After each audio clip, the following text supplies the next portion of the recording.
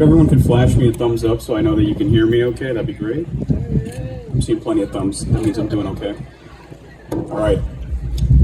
Greetings, friends, peers, families, and graduates. See, the role of a commencement speaker is kind of a tricky one. One must inspire and invigorate others without boring or patronizing them.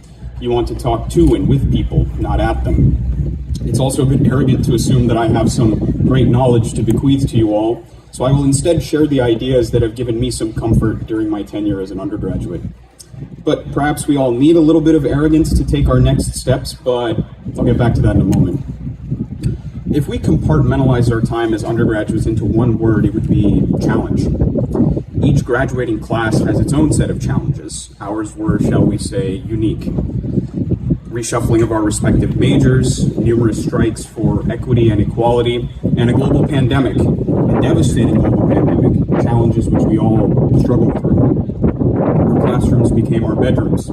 Our outfits shifted from jeans and jackets to pajama pants and fleece sweaters. Our stress levels climbed while our motivation dropped. And good challenges, bad challenges, we were dealt hand after hand. But poker metaphors aside, look at us now.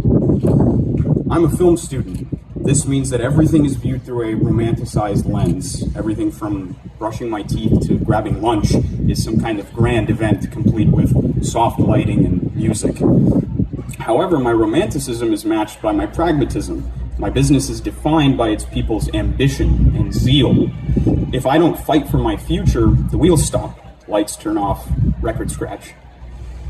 But this is true for us all because there can be no success without challenge. And despite all of our hurdles, we have passed the gauntlet victorious. I'm also a huge Trekkie, and amidst the technobabble and colorful 80s costuming, there are some philosophical pearls. One such pearl comes from Captain Kirk himself as he convinces his staff of this dangerous mission. He looks around the table, he has that glint in his eyes, and he says, "Risk. Risk is our business."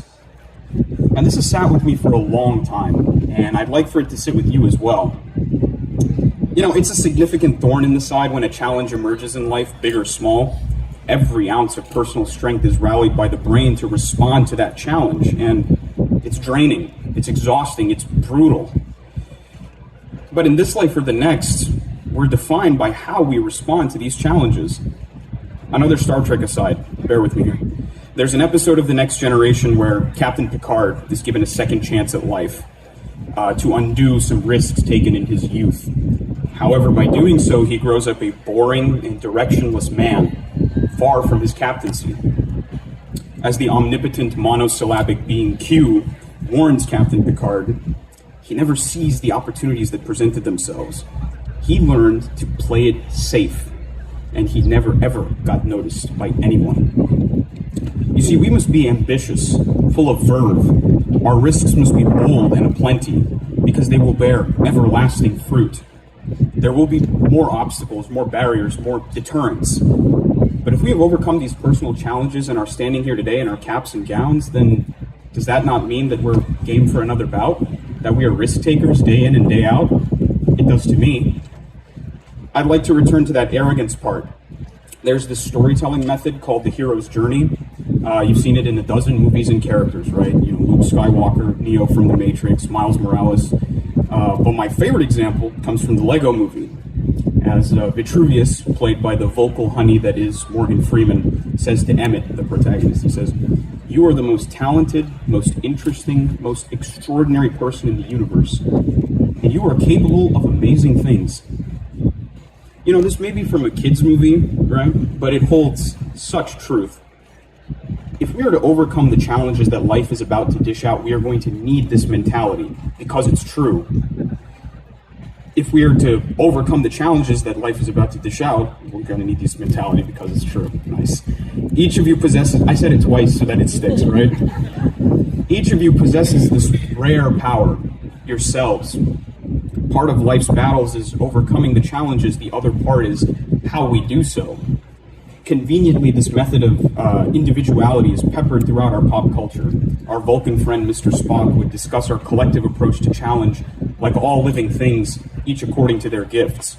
Overcoming adversity is built into each of us. Our genetic code is rife with the tools to tackle obstacles. Kung Fu Panda teaches us that the only secret ingredient one needs to fight is oneself. If we come at every problem from our own unique perspective, then the solutions will come easy. Whether that problem is tonight's dinner or how to nail a job interview, there are two certainties. You will overcome it, and you'll do so in a way that only you can.